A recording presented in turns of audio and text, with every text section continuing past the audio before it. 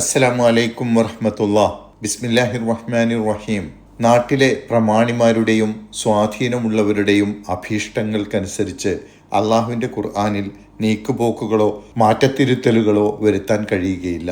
അങ്ങനെ ചെയ്യാൻ ആരെങ്കിലും മുതിർന്നാൽ കടുത്ത ശിക്ഷയുണ്ടാവുമെന്ന താക്കീതാണ് കഴിഞ്ഞ ആയത്തിലൂടെ നബി സല്ലല്ലാഹു അലൈഹി വസല്ലമയെ അഭിസംബോധന ചെയ്തുകൊണ്ട് അള്ളാഹു നൽകിയത്.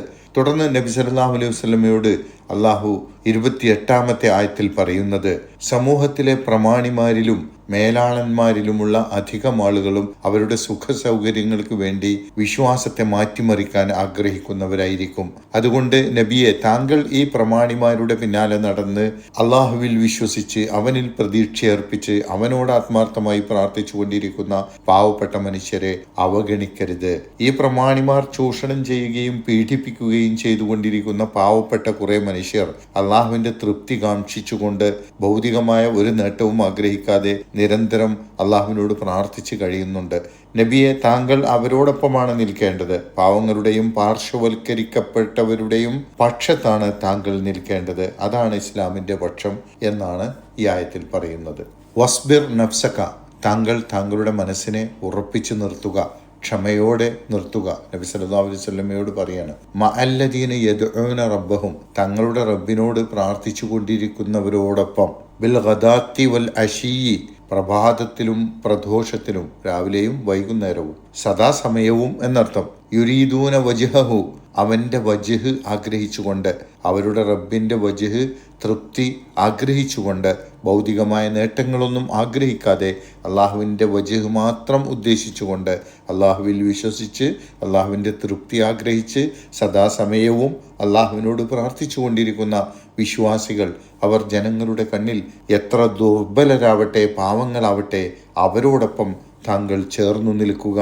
വല താഴതു ഐനാക്ക അൻഹും, അവരിൽ നിന്ന് താങ്കളുടെ കണ്ണുകൾ ഓടിപ്പോകരുത് എന്ന് പറഞ്ഞാൽ താങ്കൾ ഈ നല്ല മനുഷ്യരെ ശ്രദ്ധിക്കാതിരിക്കരുത്, അവരെ അവഗണിക്കരുത്.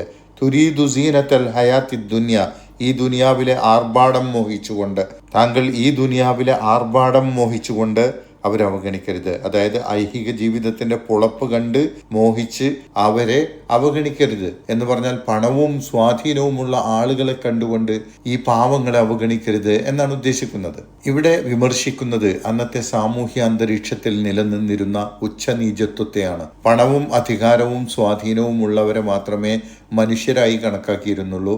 ബാക്കിയുള്ളവരൊക്കെ അടിമകളോ മാറ്റി നിർത്തപ്പെടേണ്ടവരോ ആയിട്ടാണ് കണക്കാക്കപ്പെട്ടത്. നബി സല്ലല്ലാഹു അലൈഹി വസല്ലമയുടെ കൂടെ ആദ്യകാലത്ത് വിശ്വാസികളായി ഉണ്ടായിരുന്നവരിൽ അധികവും പാവങ്ങളായിരുന്നു. ബിലാൽ റളിയല്ലാഹു അൻഹു, സുഹൈബർ റൂമി റളിയല്ലാഹു അൻഹു, അമ്മാർ റളിയല്ലാഹു അൻഹു തുടങ്ങിയവരൊക്കെ ഉദാഹരണം. അത് എല്ലാ പ്രവാചകന്മാരുടെ കാര്യത്തിലും അങ്ങനെ തന്നെയായിരുന്നു. അധികവും പാവങ്ങളായിരുന്നു പ്രവാചകന്മാരോടൊപ്പം ആദ്യം ചേർന്നിരുന്നത്. എന്നാൽ നബി സല്ലല്ലാഹു അലൈഹി വസല്ലമ അടക്കമുള്ള പ്രവാചകന്മാർ പലരും സമൂഹത്തിലെ പ്രമാണിമാരെയും അധികാരവും സ്വാധീനവും ഉള്ളവരെയും ഇസ്ലാമിലേക്ക് ക്ഷണിക്കുന്നതിനാണ് കൂടുതൽ പരിഗണന നൽകിയിരുന്നത്.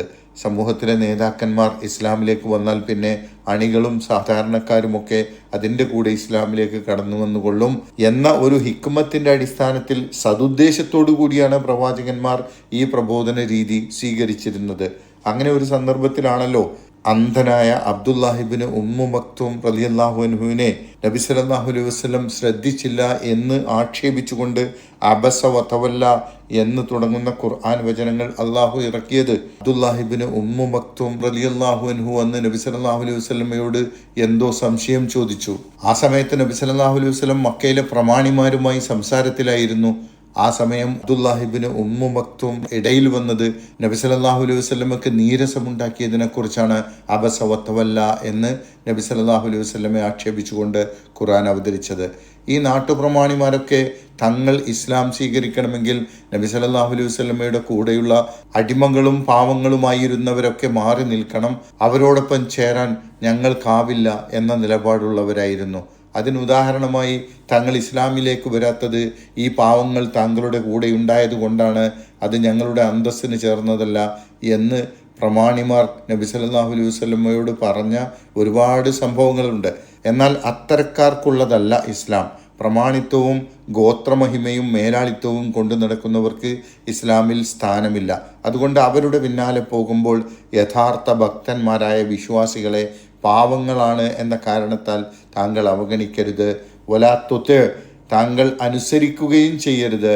മൻ അഗ്ഫൽനാ ഖൽബഹു, നാം ഹൃദയത്തെ അശ്രദ്ധമാക്കിയവനെ, അൻ ദിക്രിന, നമ്മുടെ സ്മരണയിൽ നിന്ന്. അള്ളാഹുവിനെ കുറിച്ച് ഓർമ്മിക്കാതെ അള്ളാഹുവിൻ്റെ ദീനിനെ അവഗണിക്കുന്ന മനസ്സുമായി നടക്കുന്നവരുടെ നിർദ്ദേശങ്ങൾ നബിയെ താങ്കൾ പിൻപറ്റരുത്. അവരുടെ ആവശ്യങ്ങൾക്ക് താങ്കൾ വില കൽപ്പിക്കരുത്, അവർ എത്ര വലിയ പ്രമാണിമാരായാലും. വത്തബ ഹവാഹു, അങ്ങനെയുള്ള ആൾ തൻ്റെ ഇച്ഛയെ പിൻപറ്റുകയാണ് ചെയ്തിരിക്കുന്നത്. അള്ളാഹുവിൻ്റെ നിയമങ്ങൾ അനുസരിക്കണമെങ്കിൽ അള്ളാഹു വിരോധിച്ച കാര്യങ്ങളിൽ നിന്നും വിട്ടുനിൽക്കണം. എന്നാൽ ഇക്കൂട്ടർ തങ്ങൾക്ക് ഇഷ്ടമുള്ളതൊക്കെ ചെയ്തു നടക്കുകയാണ്. വക്കാന അമ്രുഹു ഫുറുത്ത, അതുകൊണ്ട് അവൻ്റെ കാര്യം അതിരുവിട്ടു പോയിരിക്കുകയാണ്. ഏത് കാര്യവും അമിതമാവുന്നതിനും പരിധി വിടുന്നതിനും ഇഫ്രാത്ത് എന്നാണ് പറയുക. അതുകൊണ്ടാണ് ഫുറുത്ത എന്നതിന് അതിരുവിട്ടുപോയത് എന്നർത്ഥം പറഞ്ഞത്. അങ്ങനെ സ്വന്തം ഇച്ഛക്കനുസരിച്ച് അതിരുവിട്ട് നടക്കുന്ന ആളുകൾക്ക് വഴങ്ങിക്കൊടുക്കരുത് എന്നാണ് നബി സല്ലല്ലാഹു അലൈഹി വസല്ലമയോട് കൽപ്പിക്കുന്നത്. അന്നത്തെ സാമൂഹ്യ ക്രമത്തിൽ നിലനിന്നിരുന്ന മുതലാളി തൊഴിലാളി വിവേചനമൊന്നും ഇസ്ലാം അംഗീകരിക്കുന്നില്ല. അതുകൊണ്ട് പ്രബോധനം ചെയ്യുന്നവർ മനസ്സിലാക്കണം, ഇസ്ലാമിൽ മനുഷ്യൻ്റെ വില അവൻ്റെ തഖ്വ കൊണ്ടാണ് അളക്കുക. ഭക്തന്മാരായ സജ്ജനങ്ങളോടൊപ്പമുള്ളതാണ് നല്ല സഹവാസം. സ്വന്തം ഇഷ്ടങ്ങളും ഇച്ഛകളുമായി നടന്ന് അള്ളാഹുവിനെ ഓർക്കുന്നതിൽ നിന്ന് അകന്നു പോകുന്നത് വലിയ അപകടമാണ്. ഈ കാര്യങ്ങളാണ് ഈ ആയത്തിൽ പറയുന്നത്. അള്ളാഹു ഈ ലൈലത്തുൽ ഖദറിൻ്റെ രാത്രികളിൽ നമ്മുടെ സൽക്കർമ്മങ്ങൾക്ക് ലൈലത്തുൽ ഖദറിൻ്റെ പുണ്യം പ്രതിഫലമായി നൽകി അനുഗ്രഹിക്കട്ടെ. അസ്സലാമു അലൈക്കും വറഹ്മത്തുള്ളാഹി വബറകാതുഹു.